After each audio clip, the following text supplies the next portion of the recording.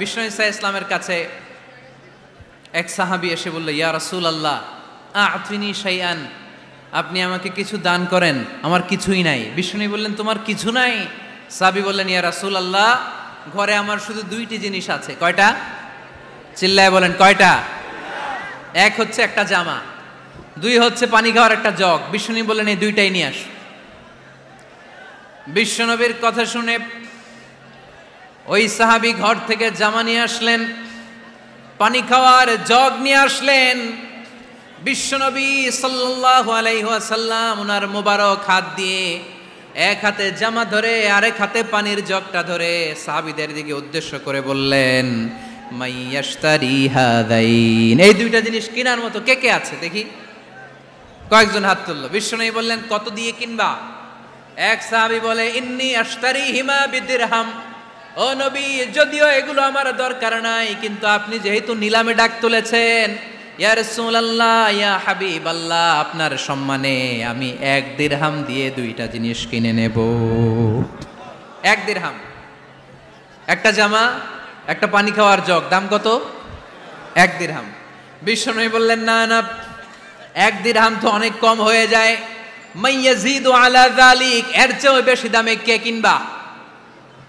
আরেক সাহাবী হাত তুলে বলতে লাগলো, ইয়া রাসূলুল্লাহ ইয়া হাবিবাল্লাহ ওয়া ইন্নী আশতারিহিমা বিদিরহামাইন, আমি এই জামাটার পানি খাওয়ার জগটা 1 দিরহাম নয় 2 দিরহামের বিনিময়ে কিনতে চাই। বিষ্ণু ইসা ইসলাম ওই সাহাবাকে দিয়ে দিলেন। দিয়ে 2 দিরহাম নিয়ে যে লোকটা ভিক্ষা করতে এসেছিল তার হাতে 2 দিরহাম দিয়ে বললেন, যাও 1 দিরহাম দিয়ে ঘরে খাবার কিনে দিয়ে আসো, আরেক দিরহাম দিয়ে একটা কুঠার কিনে নিয়ে আসো। শুনতেছেন? কি কিনে নিয়ে আসো? কুঠার দিয়ে কি করে? গাছ কাটে। ওই সাহাবী কুঠার কিনে নিয়ে আসার পরে বিশ্বনবী নিজ হাতে কুঠারের মধ্যে একটা কাঠের হাতল লাগাই দিলেন। আল্লাহু আকবার! হাতল ছাড়া কুঠার ইউজ করা যাবে? বিশ্বনবী নিজ হাতে ওই কুঠারের ভেতরে একটা হাতল লাগাই দিলেন আর বললেন, লা উরিদু আন আরাকা 15 আইয়াম, এই কুঠার নিয়ে জঙ্গলে যাও, গায়ে অনেক শক্তি আছে, কাঠ কাটো, এই কাঠ কেটে বাজারে বিক্রি করো, সামনের 15 দিন যেন আমি আমার চোখের সামনে তোমার না দেখি। বিশ্বনবীর পরামর্শ অনুযায়ী কুঠার নিয়ে ওই সাহাবী জঙ্গলে চলে গেলেন। কাঠ কেটে বাজারে বিক্রি করতে করতে 15 দিন পরে 10 দিরহাম নিয়ে বিশ্বনবীর দরবারে হাজির হয়ে গেলেন। 10 দিরহাম নিয়ে বিশ্বনবীর কাছে হাজির হয়ে গেলেন। সাহাবী এসে বলল, ইয়া রাসূলুল্লাহ এখন আর আমার ভিক্ষা করা লাগে না, আমার গায়ে অনেক শক্তি আল্লাহ দিয়েছে, আই এম ভেরি এনার্জেটিক, আপনার দেয়া বরকতের কুঠার দিয়ে আমি কাঠ কেটে কেটে স্বাবলম্বী হতে শুরু করেছি। সুবহানাল্লাহ পড়েন। আমি এখন 10 দিরহামের মালিক। বিশ্বনবী বললেন, লা আইয়াহতাতিবা আহাদুকুম হুজমাতান আলা যাহরিহি খায়রুম মিন আইয়াসআলা শাইআন ফায়ু'তিয়াহু আও ইয়ামনাহু, যাদের গায়ে শক্তি আছে তারা ভিক্ষা না করে কাঠ কেটে পিঠে সেই বোঝা নিয়ে বাজারে বিক্রি করা অনেক ভালো, কারণ কারো কাছে যদি তুমি হাত পাতো সে দিতেও পারে, নাও দিতে পারে, আর কষ্ট করলে কষ্ট কোনোদিন বৃথা যায় না। চিল্লায় বলেন ঠিক কিনা? বিষ্ণু ইসা ইসলামের অনুপ্রেরণায় এই সাহাবা অল্প কিছুদিনের ব্যবধানে স্বাবলম্বী হয়ে গেলেন। What is the moral of the story? বিশ্বনবীর এই প্রফেটিক স্টোরি থেকে আমাদের কি শিক্ষা? লেসন নাম্বার 1, বিশ্বনবী চাইলেই ওই 2 দিরহাম দিয়ে বলতে পারতো, যাও খাবার দাবার কিনে ফ্যামিলিতে দিয়ে আসো। সে ওই 2 দিরহাম নিয়ে খাবার দাবার কিনে ফ্যামিলিকে খাইয়ে রাত্রে আবার ভিক্ষায় নামতো। কথা কন, রাত্রে কি করতো? ভিক্ষায় নামতো। বিষ্ণু ইসা ইসলাম তাকে কাজ করে খাওয়ার জন্য উৎসাহ দিলেন। পাশাপাশি বিষ্ণু ইসা ইসলাম পার্মানেন্ট সলিউশন দিলেন। এজন্য পার্মানেন্ট সলিউশনের ব্যবস্থা করতে হবে। অনেকে আমরা যাকাত দেই, যাকাতের শাড়ি দেই, যাকাতের লুঙ্গি দেই, আছে না নাই? লক্ষ্মীপুরে এরকম দেয় নাকি? কি দেয়? হ্যাঁ, গাড়ি গাড়ি দেয়, শাড়ি না। যাকাতের শাড়ি, যাকাতের লুঙ্গি বলতে কোনো কথা ইসলামে নাই। এগুলো খুব কম দামি শাড়ি, যাদেরকে এগুলো দেয়া হয় তাদেরকে অপমান করা হয়, ঠিক কিনা? আল্লাহ বলেছেন, ওয়ালাকাদ কাররামনা বানি আদম, I have dignified the status of the sons of Adam, আমি আদমের সব সন্তানদেরকে সম্মানিত করেছি। সুবহানাল্লাহ পড়েন। আপনাদের চেয়ে সম্মানিত কেউ আছে? মানুষের চেয়ে সম্মানিত গোটা বিশ্বে আর কোনো মাখলুকাত আছে নাই। এজন্য জাকাতের শাড়ি দেয়া যাবে না, জাকাতের লুঙ্গি দেয়া যাবে না। জাকাতের শাড়ি আপনারা দেখছেন, এটারে একবার ধোয়ার পরে দ্বিতীয়বার পরা যায় না। মশারি কি পাতলা, এর চেয়েও পাতলা। এই জন্য জাকাতের শাড়ি, জাকাতের লুঙ্গি বলতে ইসলামে কোনো পরিভাষা নাই। আপনাকে স্বাবলম্বী করে দেওয়ার চেষ্টা করতে হবে। যারা লক্ষ্মীপুর জেলায় বিজনেস ম্যাগনেট আছেন, তারা একসাথে হয়ে একটা স্ট্রং জাকাত ম্যানেজমেন্ট প্ল্যাটফর্ম করতে পারেন, যেখান থেকে আপনারা বিভিন্ন থানায়, বিভিন্ন গ্রামে বাছাই করে করে কিছু ভাইদেরকে জাকাত দিতে পারেন স্বাবলম্বী করার উদ্দেশ্যে। যেই ফ্যামিলিকে আছে, কি নাম এটার, পল্লী উন্নয়ন ক্লাব, মাশাআল্লাহ, জাকাত ফান্ড দিয়ে বিদেশে লোক পাঠায়। এর চেয়ে সুন্দর পদ্ধতিতে জাকাত বিতরণ আর হতে পারে? যেই লোকটাকে, যেই ছেলেটাকে বিদেশে পাঠানো হয়েছে, ওই ফ্যামিলিটা আর কোনোদিন জাকাতের শাড়ি নেওয়ার জন্য লাইনে দাঁড়াবে? যেই ছেলেটাকে ওনারা অস্ট্রেলিয়ান গাভী কিনে দিছে, দুধ বিক্রি করে যেই ফ্যামিলিটা স্বাবলম্বী হতে শুরু করেছে, তারা আর কোনোদিন জাকাতের লাইনে যেয়ে দাঁড়াবে না। এজন্য জাকাত দিতে হবে স্বাবলম্বী করার জন্য। ইসলাম আমাদেরকে এটাই শিখিয়েছে, কাজ করে খেতে হবে।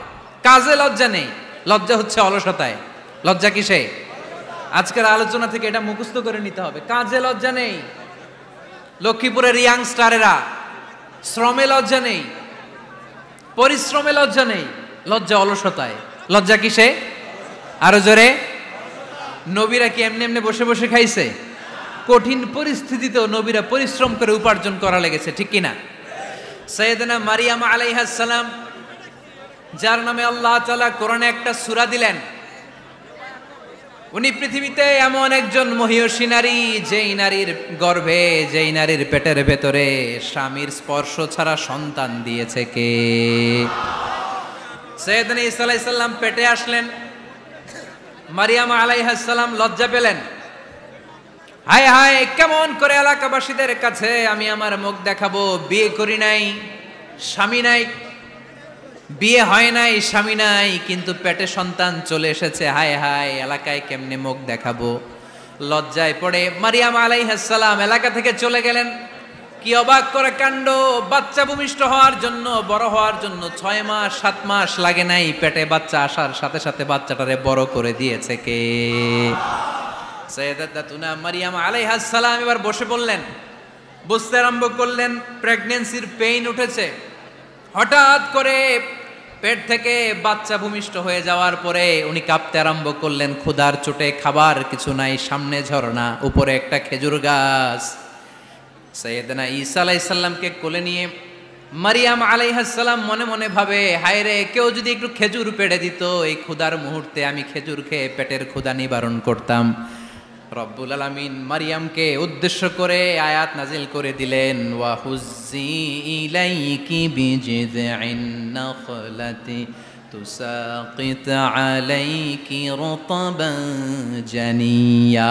কোরআন সাক্ষী, হুজ্জি ইলাইকি বিজিযইন নাখলা, এর মানে হচ্ছে মারিয়াম, কেউ পেড়ে দিবে না, একটু কষ্ট করে হাতটা উঁচু করে খেজুরের ডালা ধরে ঝাঁকুনি মারো, টসটসে কাঁচা পাকা খেজুর নিচের দিকে পড়বে, তারপর তুমি তুলে খাবে। সুবহানাল্লাহ পড়েন।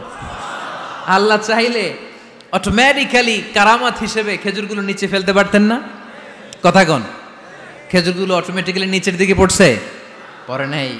আল্লাহ শিক্ষা দিয়েছে, যেই পরিস্থিতিতে থাকো না কেন, তোমাকে শ্রম ব্যয় করে, কষ্ট করে তোমার উপার্জন করতে হবে, রিজিকের বন্দোবস্ত করতে হবে। চিল্লায় বলেন ঠিক কিনা?